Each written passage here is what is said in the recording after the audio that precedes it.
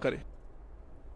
चंडीगढ़ से बड़ी खबर, जहां कृषि मंत्री कृपाल गुर्जर का बयान सामने आया। किसान दिल्ली जाए हमें आपत्ति नहीं है। आगे कहा, गाड़ी में जाए बस में जाए हमें आपत्ति नहीं है, ट्रैक्टर लेकर जाना सही नहीं है। किसान दिल्ली जाए हमें आपत्ति नहीं है। तो चंडीगढ़ में कृषि मंत्री कृपाल गुर्जर ने इंडिया न्यूज हरियाणा से खास बातचीत की।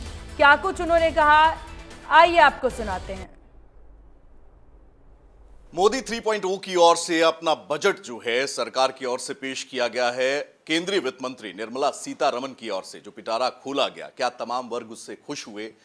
और जब भी बजट सरकार किसी भी सरकार की ओर से पेश किया जाता है तो विपक्ष उसको लेकर हल्ला जरूर मचाता है। तमाम चीजों को और बात करने के लिए मेरे साथ इस समय हरियाणा के कृषि मंत्री कृपाल गुर्जर साहब मौजूद हैं। अगर बात करें सर, क्या मुस्कान आई किसानों के चेहरे पर? आपका जो डिपार्टमेंट है, केंद्रीय स्तर पर जो बजट आया है उसको देखते हुए हरियाणा के परिप्रेक्ष्य में अगर हम बात करें तो क्या मुस्कान आई?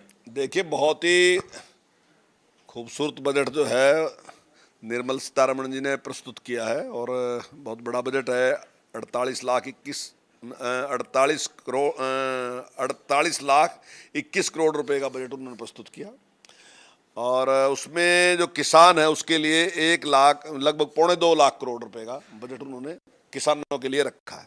और मैं समझता हूँ ये बहुत बड़ी उपलब्धि है और ये बजट कोई लोक लुभावना बजट नहीं है। और इससे पहला बजट भी जो चुनाव से पहले बजट प्रस्तुत किया वो भी लोक लुभावना नहीं। माननीय नरेंद्र मोदी जी ने जो 5 ट्रिलियन की अर्थव्यवस्था की बात कही तो गंभीरता के साथ सरकार उस पर चल रही है और उस दिशा में बढ़ रही है। और यही कारण है कि जो हमारी ग्रोथ रेट है वो 8% है, जो कि दुनिया में सबसे ज़्यादा है।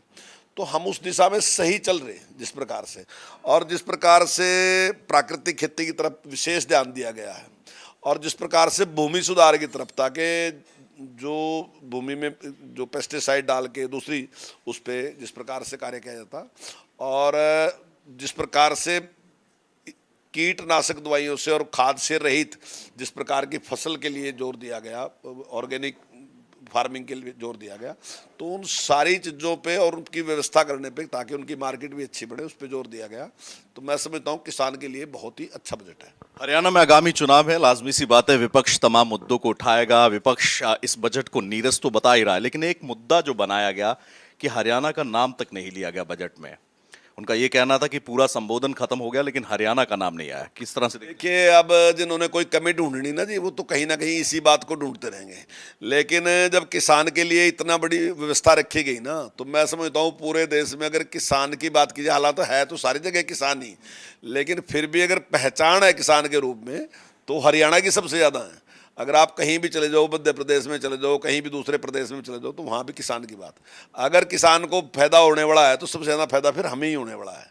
तो निश्चित तौर से उसका लाभ है हरियाणा को, खूब लाभ। कांग्रेसी नेताओं का ये कहना है कि एमएसपी की गारंटी, कर्ज माफ नहीं हुए और जीरो बजट जो है उनकी ओर से कहा गया कि क्योंकि एग्रीगेरियन इकोनॉमी है हरियाणा की, उनका ये कहना है कि अर्थव्यवस्था जो है ज़्यादातर कृषि पर आधारित है। क्या कहेंगे, क्या जवाब?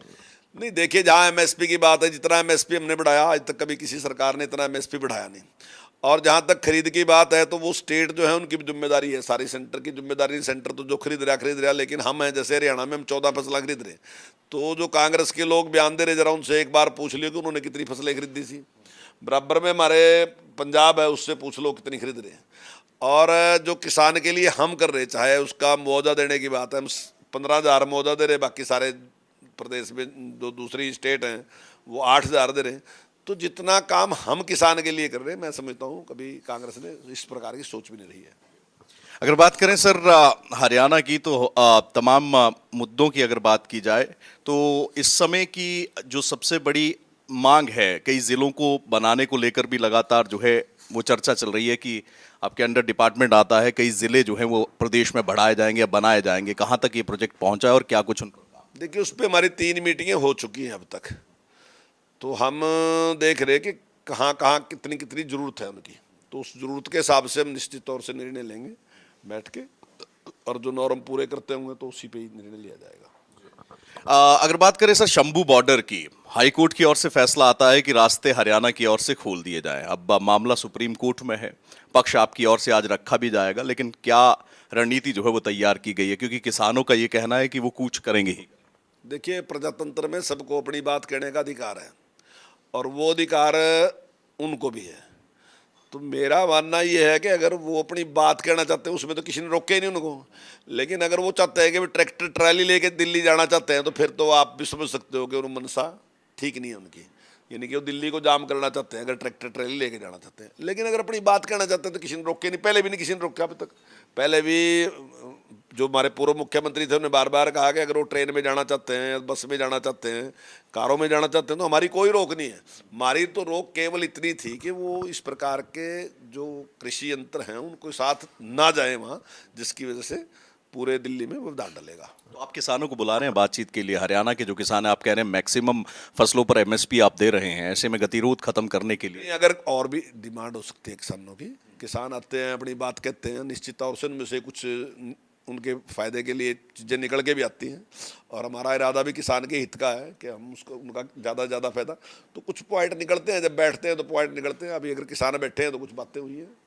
चुनावी माहौल चल रहा है, काउंटडाउन शुरू हो चुका है। आज एक जुबानी जंग जो है ट्विटर पर, एक्स पर जो है वो पूर्व मुख्यमंत्री और मुख्यमंत्री के बीच में हुई। पूर्व मुख्यमंत्री का कहना था कि हरियाणा फुल स्टॉप और मौजूदा मुख्यमंत्री का ये कहना है कि हरियाणा नॉन स्टॉप। देखिए, हरियाणा इस टाइम नॉन स्टॉप ही है। अब वो हिसाब की बात करें, हम बार बार कह रहे हैं कि आ जाओ किसी मंच पे, किसी भी जिले में किसी भी मंच पे आ जाओ, आप अपने काम बताओगे आपने 10 साल में किया और हम अपने काम बताएंगे। और हम एक नहीं कह रहे, हम ये नहीं कह रहे कि जितने आप बताओगे उतने हम बताएंगे, हम ये कह रहे 5 वो बताओ 25 हम बताएंगे। तो इस बात पे आ जाओ ना, 5 और 25 पे आ जाओ। अगर हम 25 नहीं बता सके तो फिर आप हमने फेल काट दियो।